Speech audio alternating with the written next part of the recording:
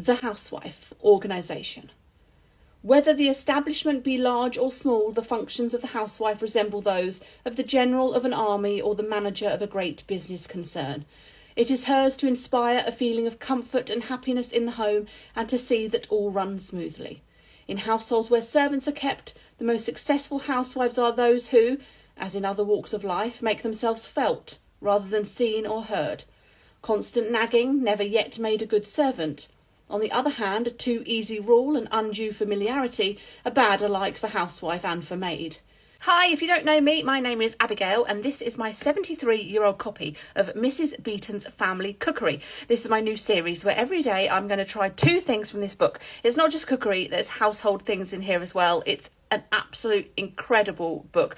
This was my grandma's. She bought it in 1951. She always would sign the inside of her book. So there's a signature. Lynn Curtis bought 1951. This is actually a treasure trove of just amazingness, and I've bookmarked a couple of sections that I want to read to you because they're just brilliant. So it's got lots of household tips for the housewife in here. My favourite, this section is entitled Labour Saving in the Home. In every household there are occasions when the housewife can, without loss of dignity and without suspicion of intrusiveness, show that she is interested in the lives of those about her and genuinely concerned for their welfare. Servants, for their part, can always give that little bit more, and how much it is, which raises the relationship from that of mere wage earning to one of respectful friendliness and willing cooperation. On the day that mistresses and maids realise their common humanity, their mutual dependence and their mutual interest, the servant's difficulty will disappear.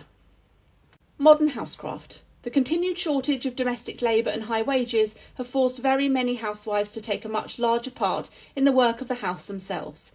Many women who formerly used to employ 3 or 4 servants now find themselves with only 1, or possibly only a charwoman. In these changed circumstances, labour-saving devices have come to help the harassed housewife out of her difficulties. And although many of these devices at first sight are expensive, the amount of labour they will save will soon make the housekeeper appreciate how cheap they really are.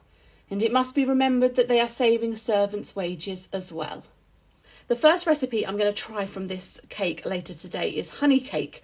It's half a breakfast cupful of sugar, half a breakfast cupful of rich sour cream, 2 breakfast cupfuls of flour, half a teaspoon of bicarbonate of soda and honey to taste. So I'm really looking forward to giving that a try. And then I'm going to try something else as well, which I'm not sure about. So if you want to follow along for this journey of me discovering Mrs Beetons Family Cookbook, make sure to follow along.